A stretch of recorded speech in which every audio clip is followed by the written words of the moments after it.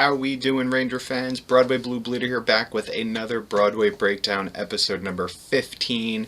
It's been about 2 weeks since our last video. Not much has happened in Rangerstown, so we're going to do something a little bit different here, but we'll get to that in a second. I'm sure you guys noticed on my last episode I had a new intro and a nice, awesome, professional-looking thumbnail. Huge thank you to Ian for reaching out, collaborating with me on getting that done. Everybody's loved it. I love it. I think it looks great. Happy to be working with you. So big props to you. And again, thank you. Like I said, not a lot has happened in the last 2 weeks since our last video. We do have a couple things to break down news-wise.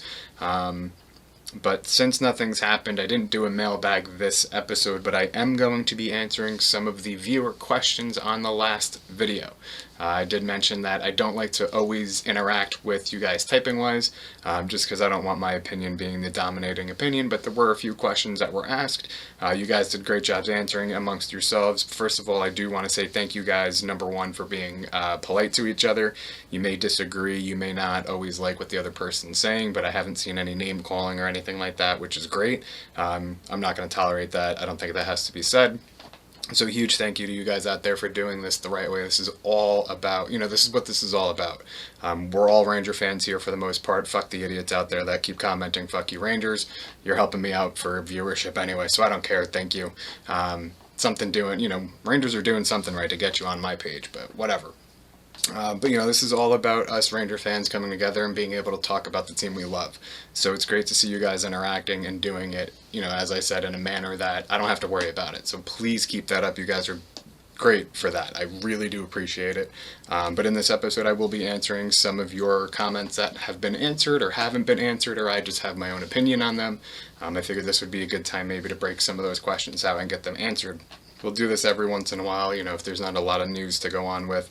Hopefully with training camp starting very soon, this won't happen too often, but it will happen on occasion. Maybe we'll make this a regular thing as well. Big news that I want to get out there that the Rangers have gone through this past week. Actually, before I even go there, I have one more announcement. I do apologize greatly for any and all of the notifications you guys have been getting for my shorts. I didn't realize until after I had set them up to upload that you can actually, upload them without sending out notifications to the subscribers. So I do apologize for that. Thank you for bearing with me. I think that's going to end on Wednesday, and then starting this coming Thursday, I will be doing my own live videos, once a day, and they'll all be new from there out. I will date them so they're a little bit easier to follow. Appreciate you guys checking those out as well. I know it's a little confusing. I do apologize. I could have done it better. I'm not very computer literate or YouTube literate at this point, so I am still learning, so just bear with me. I promise it does get better. Now into the Ranger news. Just disclaimer there. Thank you again. The Rangers finally filled another position of their staff. They went out and signed assistant GM to the Rangers and GM to the Hartford Wolfpack, a man by the name of Ryan Martin. He had spent the previous 9 seasons as an assistant GM in Detroit. He was involved in any and all player contract negotiations, strategic planning, and player development. So he seems like it's a great hire. Just based on that alone, those are things that this team needs to focus on going into this season and beyond. We do have a lot of youth, so player development's going to be huge. Contract negotiations for the youth is going to be huge. And strategic planning is always a good thing. So it seems like it's a good grab. Based off most of the comments from Detroit Red Wings fans, across the message boards or Twitter, whatever you want to find your news, they're going to miss him. So usually that's a good sign when the other team's upset that a guy's being let go or replaced or moving on. And they're, when they're not happy, it's usually a good sign for the team getting him. So hopefully, fingers crossed, this guy works out. Like I said, he seems, based off the knowledge of what he's done, seems to be a good guy to have around on this team. Other than that, there really hasn't been much New York Ranger news. I know there has been a retirement. I'm getting to that at the end of this video. We all know what we're talking about there, so no need to mention that here. I guess I already did though, so this is all pointless. You get it. So like I said in the beginning of this video, not much news to go on. So I do want to answer a few questions or categories of questions people were having on some of the videos and some comments that were left. I'm not calling anybody out by doing this. It's questions that I wanted to answer that intrigued me. And some of the answers that I saw to the questions intrigued me, and I'm going to talk about those as well. So don't take this personally. I'm not calling anyone out, like I said. One of the big themes that I saw, and it was driven home a lot by YouTube user MG and Stephen Greco, I'm sorry if I said your name wrong, about youth, the skill, grit, sandpaper type of players on this team, and the comments that I was making in the last video. Please do not get it misconstrued. I understand the need for the sandpaper. I understand the need for, the Ryan Reeves, the Blaze, the Goodrows. I do understand the need for that. They do things that don't show up on the stat sheet all the time. And you need those players on a team to progress as a team. We saw firsthand with the Rangers last season. They had a couple guys that could do that stuff, but not enough to deter people from, beating themselves into the corner, not beating themselves, but beating the Rangers to the corners, doing the dirty things that they weren't doing that they should be doing. And we didn't have enough of it. And I understand why we went out and got it. I'm not arguing that whatsoever. I'm not arguing getting Reeves. I'm not arguing getting Tenorti.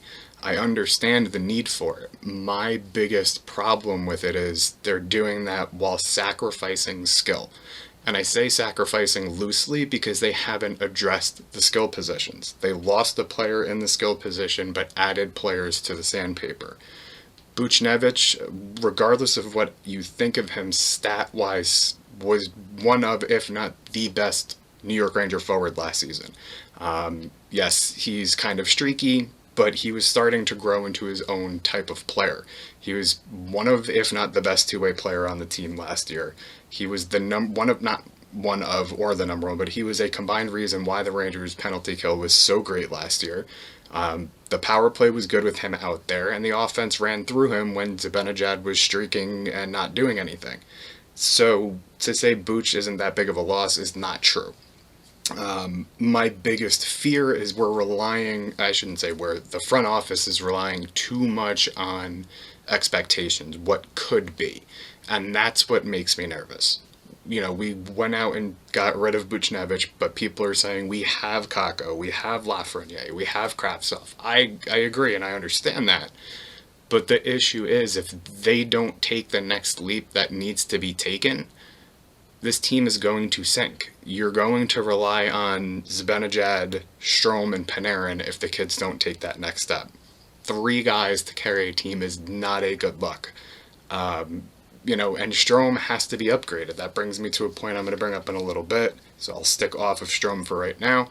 But I'm concerned that they didn't address the skill if the kids don't take the next step.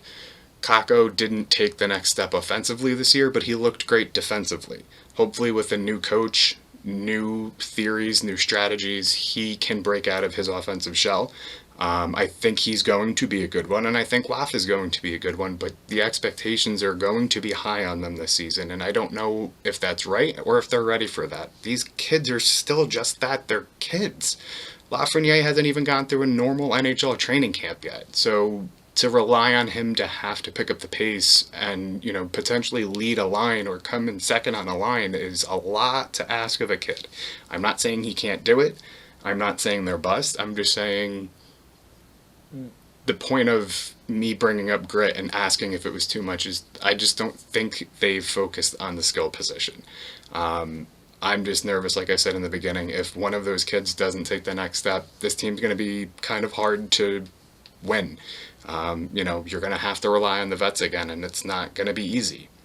Chris Kreider, I don't know if he's going to make a top 6 line. I think he may end up on the 3rd. So where are you going to get your scoring from if the kids don't do it? That's all that point was for that. Totally understand, and I love the fact that we went out and got all this grit. I totally do love it, don't get me wrong. I do think Buchnevich should have been traded for more. And the other reason I bring Buch up all the time and getting traded for less is the fact that the Rangers came out themselves and said they would have let him go for nothing. So they didn't value him at what he could have been valued at, and I'm not the only one. There's other people out there, trade analysts and all, have said, they could have totally gotten more for him, but the market is what the market is. I've said it in another video. You can only get what your value is perceived by other teams. That's what happened with Buch. So New York Ranger Mike on YouTube asked how we can afford both Jack Eichel and Mika Zibanejad if we do sign Mika to an extension, given Jack Eichel's current contract. No, it's not impossible to have them. It'll be very tight. It'll take some tricky negotiation skills, and it will potentially require some sacrifices. Two ways Eichel can fit is, one, you up your trade value and make it worthwhile for Buffalo to retain some salary. I think that's what most players or most teams were looking to do when they were trading for Eichel, was to have Buffalo retain some of the money. Buffalo's not going to do that if they don't see value in it. So that'll be kind of tricky to do. You're going to have to give something up in that case. I don't think that's the route the Rangers go. If they do get Eichel, I think they will be paying his full contract, which questions extensions for other players like Mika Zibanejad. It depends on what the Rangers value Mika at. I think a lot of the people out there that are saying no to Eichel because of his injury concerns, his contract, things like that, are forgetting that Mika Zibanejad is older. He's coming up to a huge contract extension that will set him for life, basically. This is his life contract.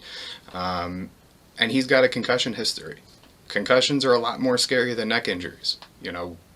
One wrong hit to the head can completely end his career. Yes, the same thing could be said for Eichel, but we won't get into the procedures. We've talked about that. But they're one and the same, and it's a question of, do you want to give Mika 7 years? Do you want to give him 8 years? Do you want to give him more than $9 million? I think the way he really fits in with Eichel would be, you have to draw a hard line. You kind of have to hope you can go the route of Tampa Bay, kind of sway some of your restricted free agents to take less, to stay on a team that's on the rise. You can always try to make that a selling point, like Tampa Bay did with Point. It's tricky. You have to just be able to ready to walk away from negotiations with other players if this is the route they want to go. You also kind of have to hope maybe Adam Fox takes a little bit of a hometown discount. He wanted to play for the Rangers. He's on the Rangers. He's a Norris Trophy winner. He's the face of the New York Rangers right now, and maybe he takes a discount for staying with the Rangers. Maybe Mika takes a little bit of a discount if the Rangers can go out and get someone like Eichel. You never know. It's not impossible. It's nowhere near impossible to fit him in. It's just going to take some creative ideas. The other big thing is, with the young kids, they are cost controlled at this point. People don't like this word that I'm about to use when it comes to contracts, but there are bridge deals that can very much work for the New York Rangers and set up two potential contending windows. Kakko can be cost controlled at almost $2 million on a bridge deal once his contract's coming to an end. You can sign him for cheap. Hope you win, hope you make a push with this core, and if you don't, in 2-3 years, the rest of that money's freed up. You can get rid of Chris Kreider in 3 years when the no trade gets lifted. If Trouba's still not playing well, you can look to move him. There are options. It's just going to be tight going down the line, and you have to hope for some discounts. And I think if the Rangers can get a team that's built the way they are and add someone like Jack Eichel to this team, or a top 10 player skill, top 5 center in the league, I don't see why players wouldn't take discounts to stay on this team, to watch this build from beginning to end. It'd be an exciting place to be. And I think the value of playing on a team this young and this potentially talented outweighs the money that they can make elsewhere. I also say that not making the money, not having to, well, I shouldn't say not needing the money. I would love that money. But, it's something you have to bank. And if the Rangers have a set price in mind for Zibanejad and he asks for more, maybe they let him walk without giving him that contract. Maybe they trade him at the trade deadline. None of these guys are tied to the staff that's there now. None of them were brought in by them, except for the free agents, obviously. But the guys that are here there's no loyalty to them right now, and that should make people nervous. Because, like I said, things are going to happen, I think, from now until maybe even the end of next season that people aren't going to like. But this team, I don't think it's done. I don't think it's done at all being shaped the way it needs to be. But that's a couple different ways you can fit in Jack Eichel if that's the route the Rangers try to go. Steve Vitrone wants to know who was the second center line second line center for the 94 Cup. I know it's kind of a trick question. It's listed as Kovalev. We all know he kind of played up on the top line. I do get your point. You don't need a second line center. I don't agree with that at all at this point. In this day and age, look at Tampa Bay. They have multiple centers that can play up and down the lineup. Washington has at least 2 centers. Pittsburgh, 2 centers. St. Louis had 2 centers. You need center depth. Center depth is big nowadays. It may not be the most important thing, but that brings me back to Strome and Eichel and the upgrade. I am not the one that's saying Strome needs to be upgraded. I think Strome should be upgraded. Again, he's serviceable. I'm not mad that he's still our number 2 center. I'm not happy that he's the number 2 center. He's kind of a guy that's there that'll get points, whether it's because of Panarin or whatever. He's there and he's doing well. Is he a star? No. Does he get me excited? No. Is he firepower? Not really. But again, he's serviceable. I think we could win with him, but I don't think he's the reason we do win. But the reason Strome keeps getting brought up is because the Rangers themselves have come out and said at last year's trade deadline, last offseason, and the trade deadline before that, they were trying to upgrade Strome. They said this themselves, so now they're in the position where we're saying, we're waiting. We've been waiting for 3 potential trades to happen, or trade seasons, I guess, with Strome, and nothing has come to pass. So they're either contradicting themselves, where they're maybe trying to drive down Strome's value in their eyes. I don't know. I don't. But this is the Rangers themselves saying that Ryan Strome needs to be upgraded. I think an upgrade would help. I don't think it's the end of the world if they don't, but again, it's just they're banking on the youth to make noise, to make that leap that they haven't made quite yet. I'm not saying they won't, but it's another reason that you need to look at upgrading Strome. That way you don't have to rely so much on the kids to produce.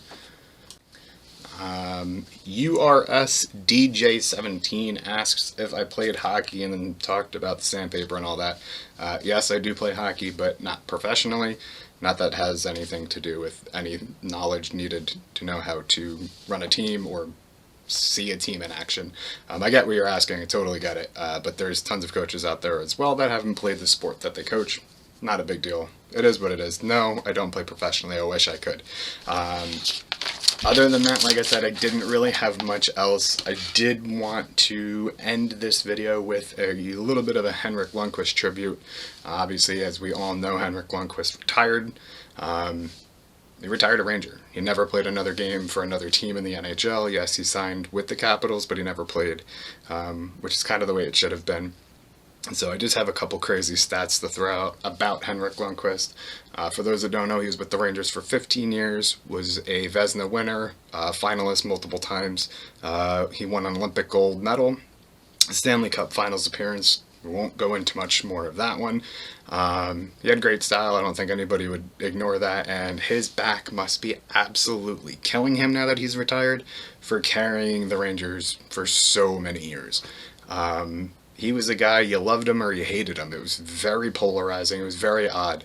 If the Rangers lost a game 1-0, it was always his fault. Or if they won, 3-0, it was always everybody else but Hank. The Rangers wouldn't be relevant right now if it wasn't for Henrik Lundqvist. The Rangers wouldn't be near this good of a team if it wasn't for Henrik Lundqvist. He brought more than just fans to the game. He did a lot for the team. He did a lot for New York. And he'll always be a New York Ranger in my heart and everybody's hearts. Some of the crazy stats that I looked up about Henrik Lundqvist: 459 wins. That's 6th all time. Also most for, I don't know if that's accurate. It says most for a European-born goalie. I don't know if that's completely true, but it's still a lot. And he did it all with one team. Again, he didn't play for the Capitals. He played for the Rangers in my heart. Every game, every minute mattered for the Rangers. Get 64 regular season shutouts. And from 2009 and 10 season to the 2015-16 season, he was probably the best goalie of all time. He had a .923 save percentage in, I believe it was all opportunities. He had 39 shutouts, which was the most. 936 even strength save percentage in the playoffs. 6 shutouts in the playoffs. And the most ridiculous stat that I'll always, always, always remember Henrik Lundqvist for is his Game 7 playoff appearances. He was 6-2 in Game 7s with 961 save percentage. Never gave up more than 1 goal in the wins, and never gave up more than 2 goals in his 2 losses in Game 7s. Just, again, his back must be the worst back in New York in the country right now. But the craziest stat of all, I think, for Hank was the fact that he didn't play in a meaningless game, which means a 0.0% chance of making the playoffs or a playoff game itself, until game number 930 in his career. Mind-blowing. So, as all New York Rangers fans said on Thursday, and will continue to say for Henrik Lundqvist, you are the king. Thank you for everything you've done for the New York Rangers. Thank you for everything you've done for me as a New York Rangers fan. And that's about it for this week's episode, guys. So until next week, see ya. Thank you. Let's go Rangers, and all hail the king.